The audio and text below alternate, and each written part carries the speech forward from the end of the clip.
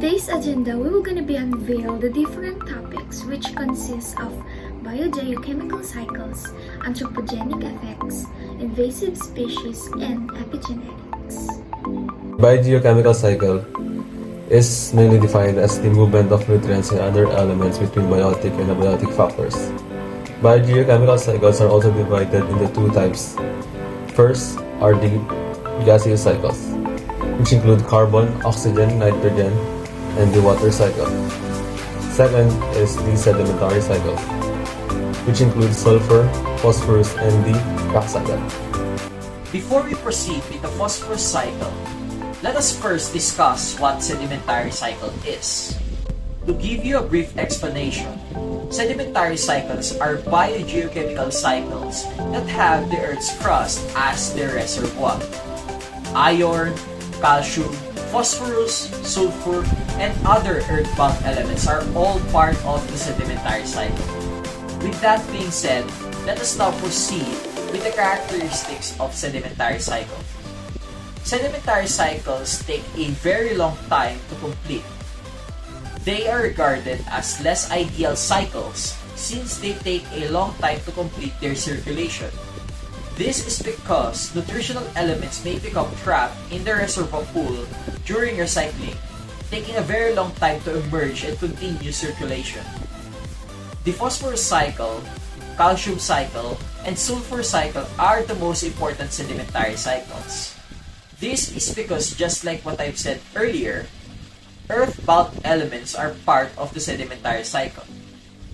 The image presented in this slide is an example of a sedimentary cycle called sulfur cycle. Now we go on to the phosphorus cycle. Phosphorus cycle is relatively slow compared to other biogeochemical cycles. But first, we should know what phosphorus is. So phosphorus is an essential nutrient found in the macromolecules of living organisms and humans in their DNA. The phosphorus moves in a cycle through rocks, water, sediments, and organisms such as us.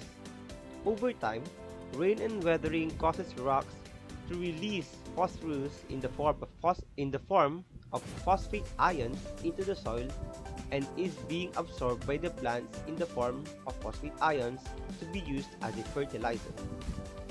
Too much phosphorus can cause eutrophication in the bodies of water.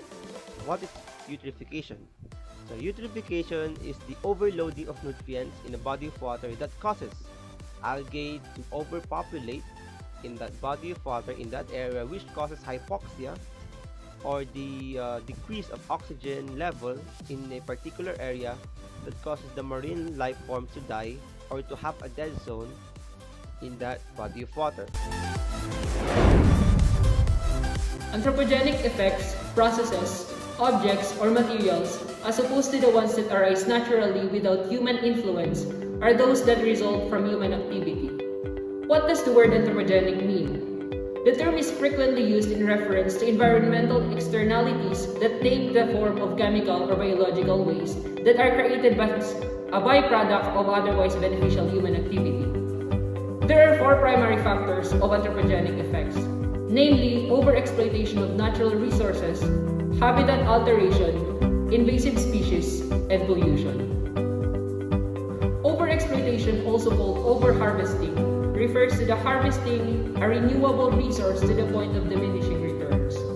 Continued overexploitation can lead to the destruction of the resource, as it will be unable to replenish. The term applies to natural resources such as water aquifers, grazing pastures, and forests, wild medicinal plants, fish stocks, and other wildlife. Habitat modification, conversion, and fragmentation, or simply called habitat alteration. The change of land quality, for example, through land transformation or intensification of land use. Common reasons for habitat conversion are deforestation and reforestation, suburbanization, and desertification. There is also agricultural intensification like wetland drainage, irrigation, or degradation due to overgrazing. Invasive species under primary factors of anthropogenic effects. When we talk about invasive species, these are organisms that cause ecological or economical harm in new environment, where it is not native and it's commonly caused by accidental or intentional human activities, such as tourism and trade. Anthropogenic movements of invasive species threaten biodiversity and agriculture.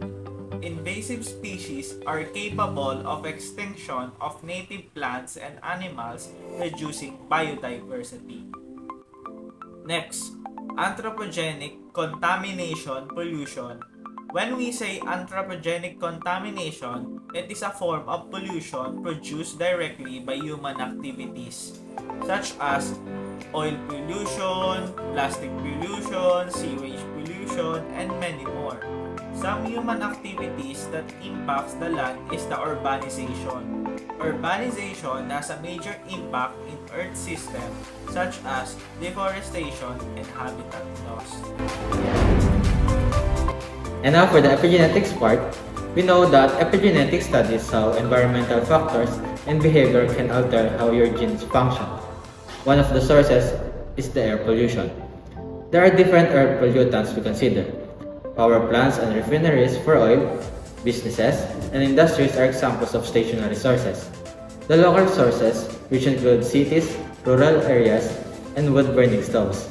Come next, the final category is natural sources, which include volcanoes, wildfires, and wind-borne dust. There are also other sources other than air pollution, which is water pollution and land pollution. And lastly, point sources and non-point sources are also present. Point sources of water contamination are those sources that release contaminants into the water directly, and non-point sources release pollutants into a body of water without having a specific site. Solid waste contamination, land pollution, and hazardous waste are sources and factors affecting epigenetics.